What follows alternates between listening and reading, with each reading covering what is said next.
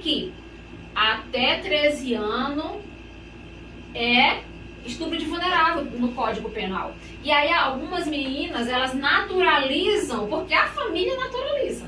Então elas engravidam muito cedo. E aí algumas saem da escola, não tem tempo de se entender, né, como adolescente no período ali.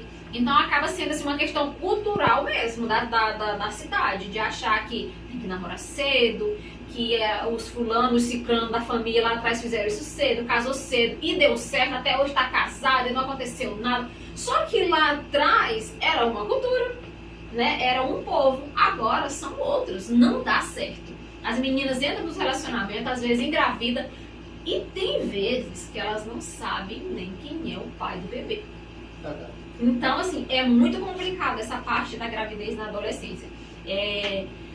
O ano passado a gente atendeu várias gravidinhas nessa situação, que engravidou ali com menos de 13 anos. E aí, pra lei é o quê? Crime. Acima de 13 anos, acima de 14 anos, deixa de ser o estupro de vulnerável. Mas ainda é crime. Se a menina não concordou, é crime. E aí, a partir dos 15 anos, que a família vai orientando, vai direcionando, porque a maior autoridade sobre a vida das crianças e adolescentes é a família, não é o conselho tutelar. Igual algumas pessoas, não faço isso, não faço aquilo, porque o conselho não deixa. Não é o conselho que não deixa, é a lei que existe, que rege, e a família que é a maior autoridade. A Constituição Federal diz que a maior autoridade, o ECA diz a mesma coisa no artigo 4º, que a maior autoridade sobre a vida das crianças e dos adolescentes é a família. Não é nenhum órgão. Os órgãos entram depois, mas é a família esse primeiro, né? Então, pela cultura que a família estabelece, é que acontece muito essa questão hoje da gravidez na adolescência. As meninas têm um ciclo delas de vida interrompido. Porque algumas vezes essas meninas engravidou e aí a família não era de acordo, mas teve um bebê e agora a menina não vai poder fazer muita coisa, porque a mãe dela vai dizer: você vai ficar bem aqui porque você engravidou porque você quis. Então você fica e cuida do bebê, não vai nem pra escola mais. Então, assim, é uma situação assim da cultura que precisa mudar na nossa cidade. E eu acredito que não só na nossa cidade, em muitos lugares.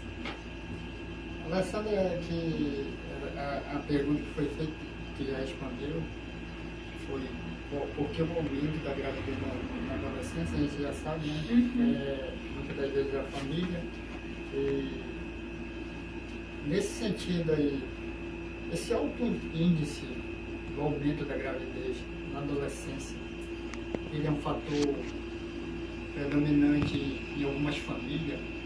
Não é falta de informação, porque hoje nós temos aí, sabendo ou não, as redes sociais tem muita coisa que não presta, mas tem muita coisa que boa, que vai ajudar uma família que muitas das vezes eles não têm oportunidade, mas quem faz a oportunidade em si é a própria pessoa. Sim. Mas devido ao ambiente que vive, isso vai gerar um conflito emocional na criança. O pai, muitas das vezes a mãe, por ter sido criada naquele estilo, ela vai criar a filha.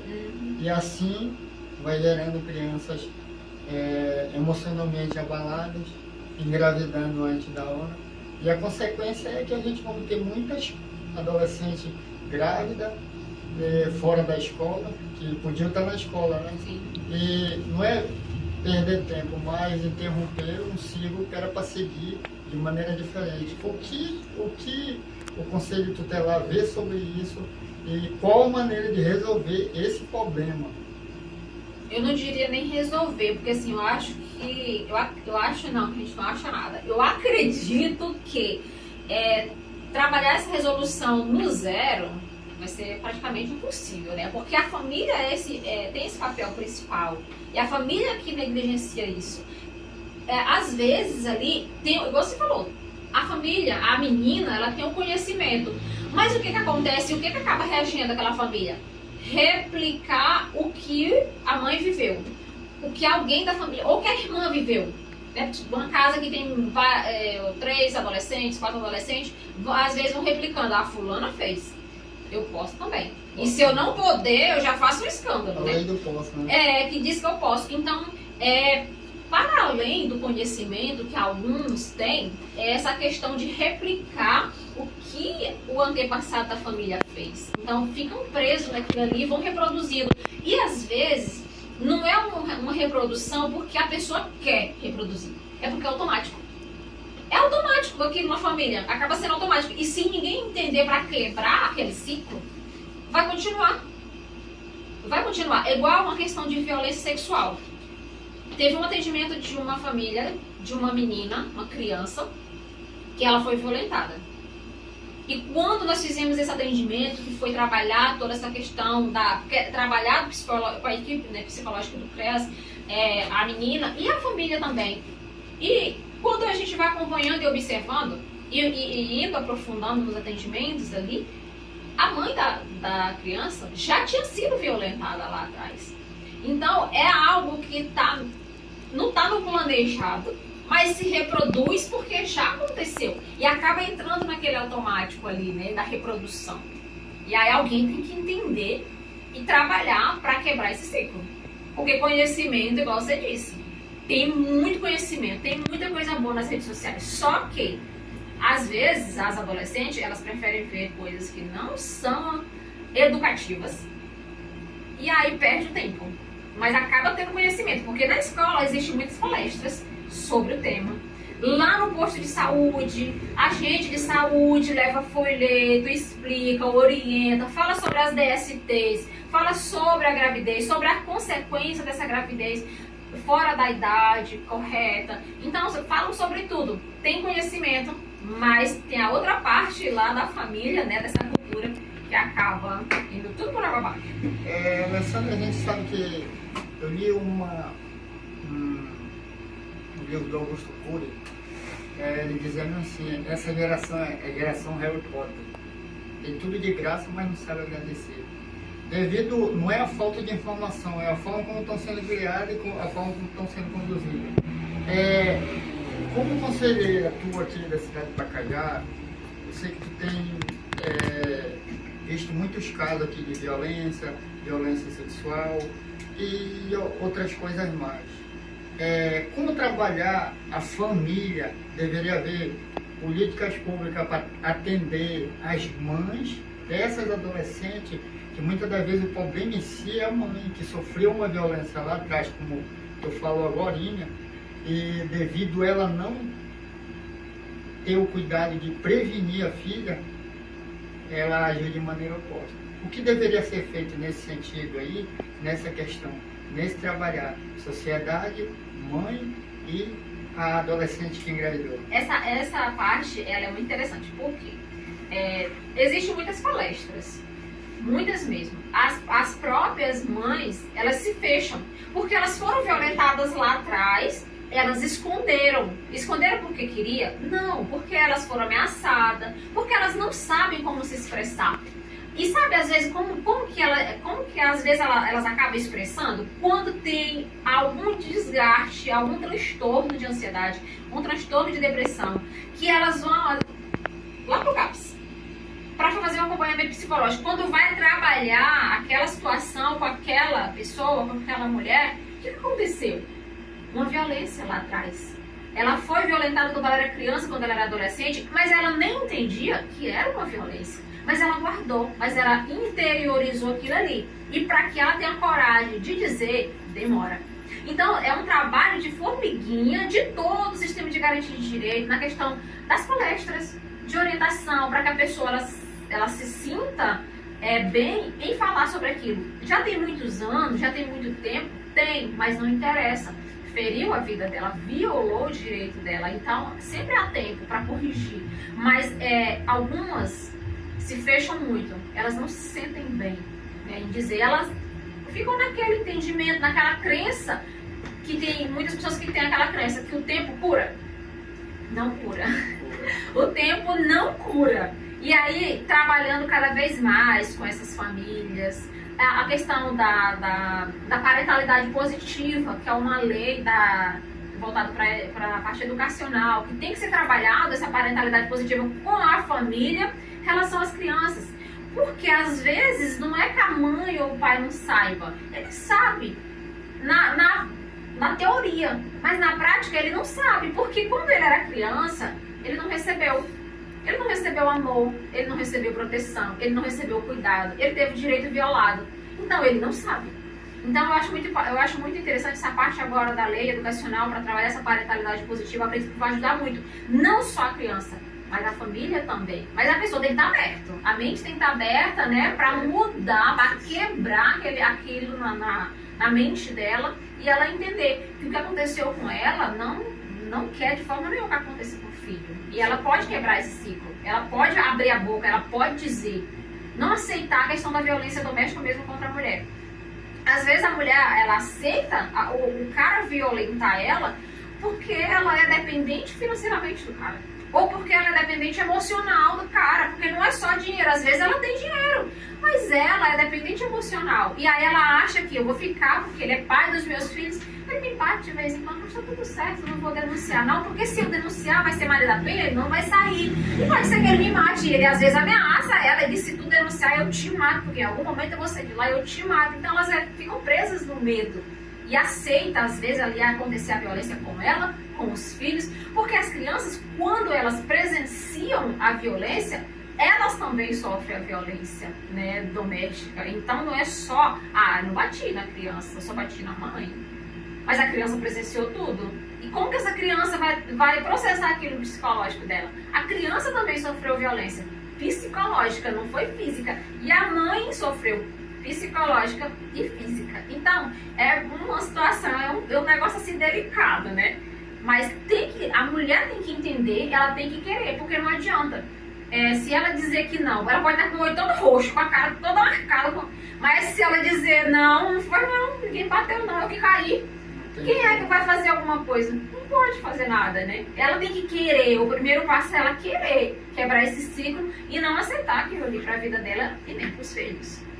Alessandra, a gente sabe que uma família perfeita é aquela que tenta encontrar um meio de manter equilibrado uma situação. Eu ouvi uma vez uma frase que dizia assim: contagie seus filhos com os valores corretos de vida, para que o traficante não cobre pelo valor da droga. Essa frase ela vem durante anos, tem mais de 10 anos na minha mente. Então eu vejo assim, o valor em si, ele começa dentro de casa. O pai saindo para trabalhar, tem 3 filhos, 4.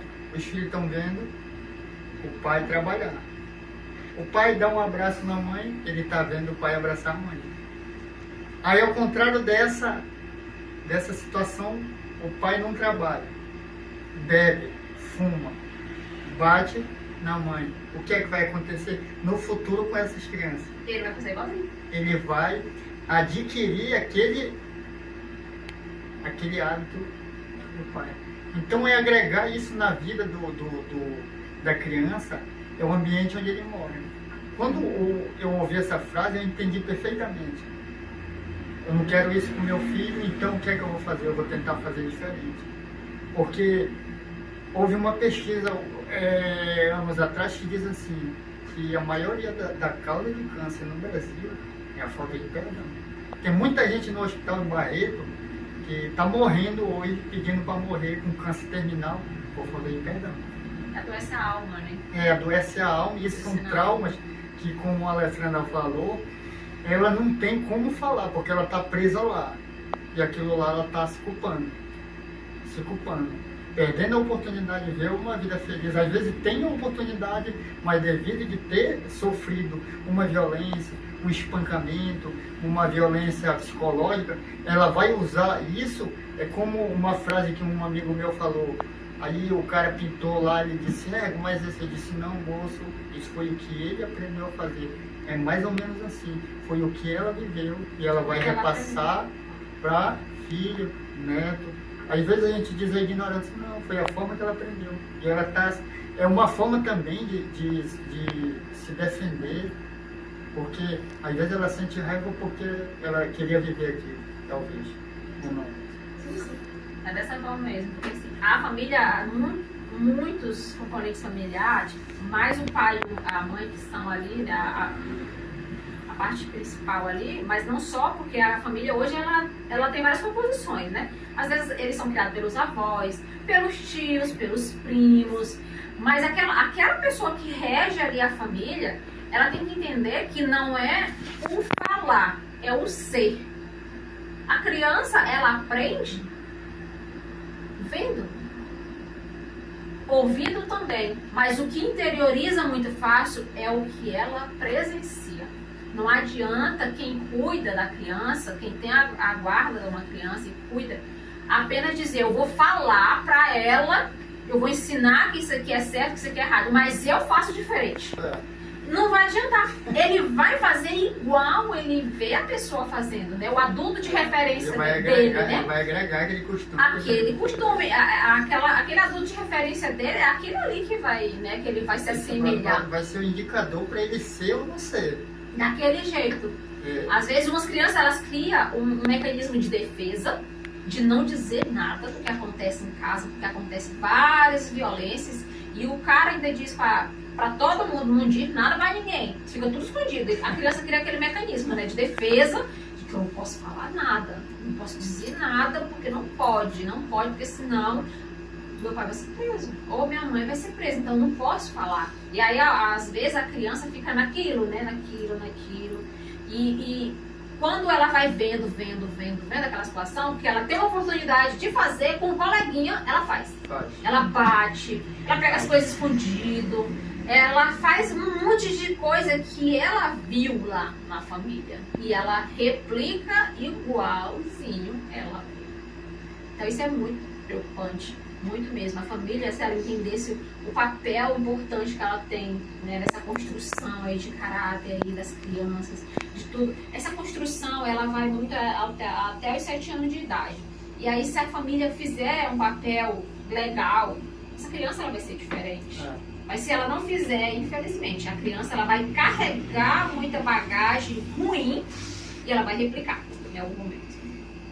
Essa daí, as perguntas que foram feitas, porque o aumento, a violência continua aumentando, já falou, por causa da família, cada vez o ambiente onde mora ele vai indicar o que a criança vai ser e acabou. Sim. Esse é determinante.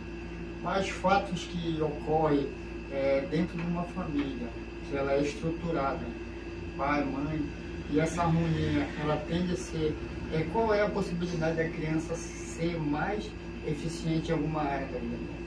Quando a família é bem estruturada, a possibilidade ela é grande. Só que mesmo a família sendo bem estruturada, a família tendo todos os recursos financeiros, né, para suprir as necessidades básicas da família, muitas vezes o adolescente ele não quer. Quando ele chega na fase de adolescência, que ele, né, fica ali naquela fase rebelde, e aí ele não quer. Às vezes essa família, por mais que ela tenha um conhecimento, que ela seja um pouco estruturada, ela tem dificuldade de lidar com isso.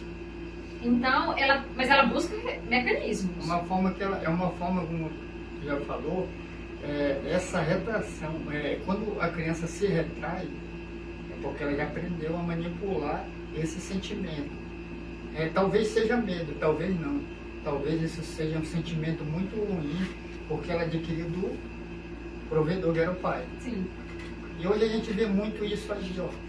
Eu vi uma situação uma vez, aconteceu, o pai pegou a filha dele e quebrou na porrada. Aí eu fiquei na minha, né? Aí até um conhecido meu, aí ligaram pra mim, eu digo, olha, infelizmente, aí eu não posso fazer muita coisa, porque ele é o pai dela, mas eu podia, né, na realidade, eu podia fazer alguma coisa. Podia denunciar. Mas infelizmente, pelo que eu conhecia da mulher em si, eu já sabia que alguma coisa